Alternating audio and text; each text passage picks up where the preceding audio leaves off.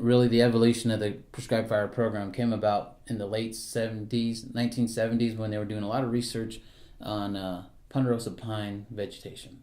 And really what that was doing is that was painting a clearer picture of the adverse impacts of suppression and not having fire in the ecosystem. And so from that research, Grand Canyon used a lot of that research, and they built the first fire management plan that was going to allow fire to burn under a set of defined prescriptions or parameters.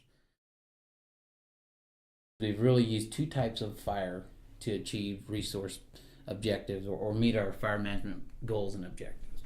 And those two types of fires, there's the prescribed fire, which we're going to be talking a lot about in the prescribed fire program. There's management ignited fires that are designed to mimic natural fire events.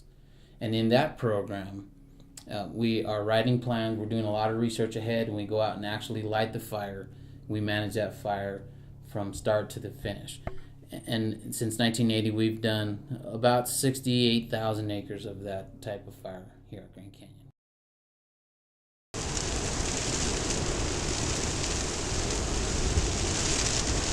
To the north and west of you, that's our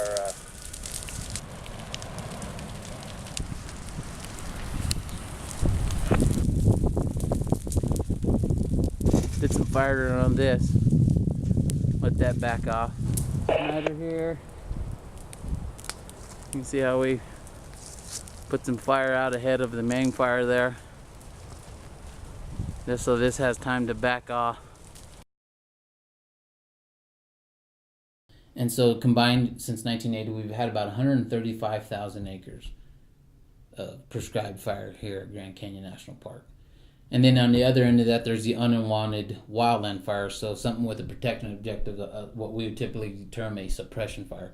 And we've had, just about 21,000 acres of that. So over the last 30 years, we've managed about 156,000 acres of fire here at Grand Canyon, all designed to meet our goals and objectives.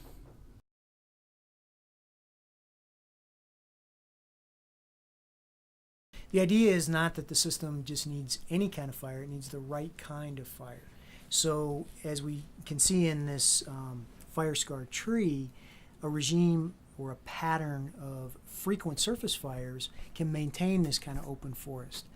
But if you interrupt that pattern for a long period of time, the fuels get very dense, a fire comes back in and burns very severely. That is to say, it burns up in the crowns of the trees, it kills all the trees, it leaves behind a very barren forest floor, which is then very susceptible to erosions. So it's not that any kind of fire is good, it's the right kind of fire, the right time, the right place, and so on. And that's what a lot of these forest restoration efforts are aimed at. So what Grand Canyon may be trying to do is thin the forest back to a more open condition, more like its natural condition, and reintroduce fires and allow them to play their natural ecological role.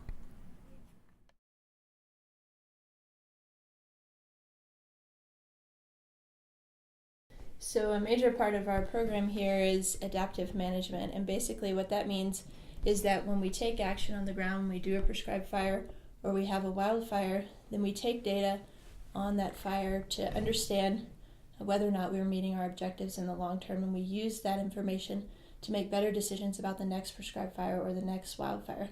So in our program, we take data before the fire, during the fire, and after the fire. So before the fire, we take data on trees, fuel loading, herbaceous species, shrubs. During the fire, we take information on weather and fire behavior, and we feed that back to the managers to let them know what happened during that fire event and to help them to decide whether or not things need to change to get better results in the future. So right now we have a 20-year data set of about 150 permanent plots that we use to make decisions here at Grand Canyon National Park about our fire management program.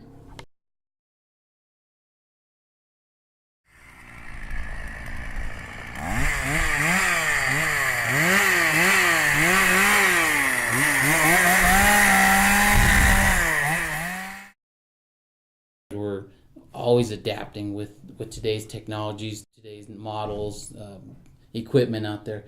We're always adapting, and our prescribed fire program has grown over the years. And by this goal number 4 is we're using all that new information, that science-based information, to better our program here and make sure we're meeting objectives and doing the right thing. And then the fifth one is to educate, inform, and collaborate with tribes, stakeholders, and public. And really what that is smoke and prescribed fire for us. A lot of folks see that as a negative thing. We use that as an educational tool. It's a very powerful educational tool for folks to see fire out there when they're visiting Grand Canyon, see smoke in the air. That's when we're teaching folks, hey, this is part of the landscape. It was here before we came. It's going to continue to be here after we leave. So by keeping that in the system itself, it's a very educational tool, for folks just to see that, smell that, and experience that.